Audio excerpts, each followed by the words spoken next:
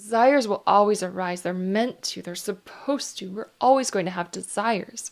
But it's different when we don't think that those desires are going to fill a need within us. Those desires are there simply to be enjoyed.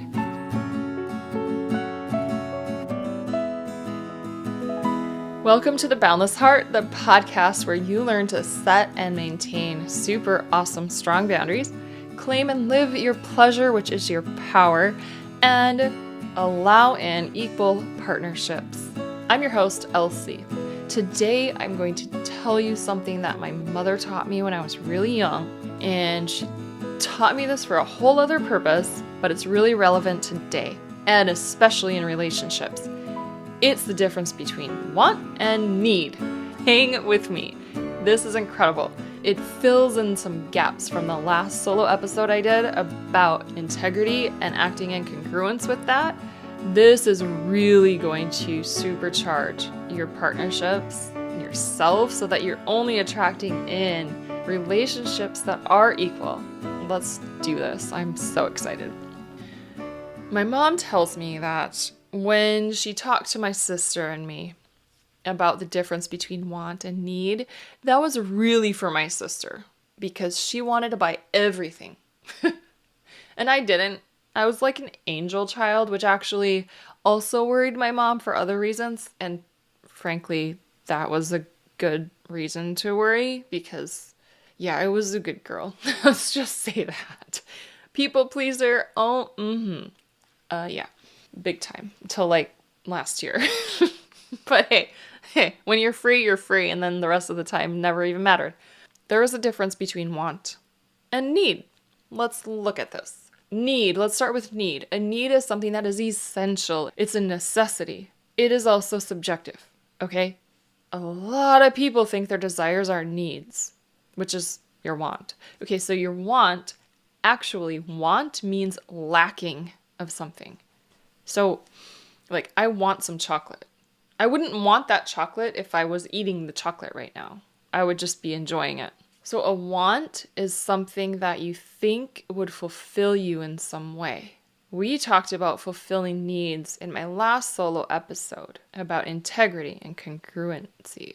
Many people will try to fulfill their needs, which is whatever is essential for life, with their desires. Let's take a piece of cake, for example. We could also use drugs or alcohol. But let's take a piece of cake. Your body needs nutrients. Now, I understand. I read out a biography of a yogi. I know that some people in this world don't actually eat, but let's keep it 3D, okay? So our bodies need nutrition. We need food to survive, water as well. Okay. And we also need love. Nutrition and love. Nutrition and love. These are needs that we have. Now, we can get nutrition from many different sources, and we can get love from many different sources. Listen to episode 26 if you haven't heard it yet. Juniper Wong talks about that. She's freaking amazing. Love can come from any source, and nutrition can come from many sources. But say we are desiring to feel love. And we're hungry. So those are two needs. There's a piece of cake over there. Oh my God. Let's get the nutrition and the love. Here's the thing though. Trying to fulfill your need with your desire is not going to fulfill that need. It's going to feel good for a minute or a little while, but that need is still not met because our body still needs actual nutrition. And our emotional body needs actual love. We can argue that the cake is love. We can argue that the cake gives some kind of nutrition. We can argue that. And if you are in your body and you are actually taking pleasure in that cake and not beating yourself up. So listen to that episode. It's 25. Stop beating yourself up and feel amazing now. Truly listen to that if you haven't. Then yeah, you are getting love from that cake because you can. You can get love from literally anything. We also try to get love from sex. We also try to get love from achieving That's trying to get what we need from like reaching for our desires. So here's a cool thing about desire. Desire is there for your pleasure. Desire is there for your pleasure. When you are fulfilled in yourself, and I'm going to tell you how to do that. When you are fulfilled in yourself, desires actually give you pleasure. I am a pleasure coach. I help women get home to themselves so that they create the relationships they want. First with themselves, so they are free in themselves and they're whole in themselves.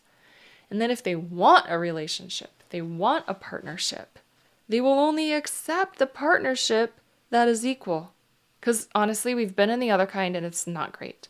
Okay, this is how you get home in yourself. You take pleasure. I have a list of things written down right now that I'll share that you can take pleasure in.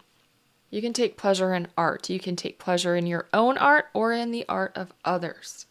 You can take pleasure in nature, whether it be the ocean, the mountains, the streams, the forest, the tree outside your window, the squirrels. Oh my gosh. There are no squirrels in Hawaii. You know this? I've lived here for 7 years. No squirrels. I've barely seen a squirrel in the last 7 years because I've only been to the mainland a few times. And I'm really excited about the fact that I'm going to be back with squirrels because squirrels are so cute and wonderful. And I love Hawaii, of course, but Hawaii will always be there probably, unless it blows up or whatever. But anyways, I'm going to take pleasure in being with the squirrels again, all right? I am. You can take pleasure in friends. You can take pleasure in sex. You can take pleasure in self-pleasure or masturbation. You can take pleasure in food, like I just mentioned with a cake. You can take pleasure in food. You don't have to beat yourself up. Not for the sex either. Not for the self, especially not for the self-pleasure. Exercise. Can you take pleasure in exercise? You sure can. Are you? Well, you can. Oh, I love this one. You can take pleasure in letting someone else do the chores. Let someone else do the chores. Just let them. And take pleasure in it. Another thing to take pleasure in is letting someone do something for you. Like actually letting them do something for you and not feeling guilty about it. Just letting them do it because they want to. And then you can receive. Oh my God, everyone wins. Take pleasure in rest. Just don't do anything. Take a nap, read a book, or sit there and literally just don't do anything. Just rest. You're expanding in your pause, you know. Another one, stopping self-judgment. That's number 25 again, okay? Episode 25, stop the self-judgment. You don't deserve it. You really don't. And you can take pleasure in music and dancing. You can take pleasure in so much. And we find what you take pleasure in when we work together if you want to do that. So these are some ways that you can come home to yourself. Being in pleasure puts you into your body. And when you're in your body, you can tell where your needs are being met and where they're not. And where they're not, you can decide how to fulfill that need from your own agency. You can decide if giving yourself flowers is going to fulfill that need. You can decide if getting on a dating app is going to fulfill that need. But when you have needs that aren't met and you're not home, you're trying to fill those needs with desires. And then there's a reaching and a grasping and an anxious energy, and no one really likes that. I don't know about you. I don't like feeling anxious. I don't like feeling like I have to work hard to get something. I much prefer noticing that because it'll always come up. I much prefer noticing, oh, I'm reaching, I'm grasping, I'm feeling anxious, I'm feeling like something is missing in me. Okay, what can I take pleasure in right now so I come back home to my body and then allow my desires to be enjoyable? And when we do that, it's really, really fun to watch your desires unfold before you and actually happen around you. It might not look the same way. It might not be the exact person that you want, but everything is energy. So if you like desire a certain person, remember, please remember It's not the person that you want. It's the way you feel when you're with them. There are millions, there are billions of other people. You will feel that same way when you're with another. It does. You're not stuck. You're not stuck. Don't get attached to outcomes. Don't get attached to people. Don't get attached to how love wants to love you. That's straight from Juniper Wong. Like, healing is allowing love to love you in the way it wants to, and from the source it wants to come from. When your whole puzzle within yourself is complete and you're at home and you're in your pleasure, your desires become more pleasure. You don't need them to fulfill you. You don't even need them to come to fruition. Just the act of having a desire is pleasure in itself. It really is. I invite you to take pleasure in everything you can and be home in your body as fully as you can every single day. And put that priority first, to be home in my body and my pleasure. That's my top priority.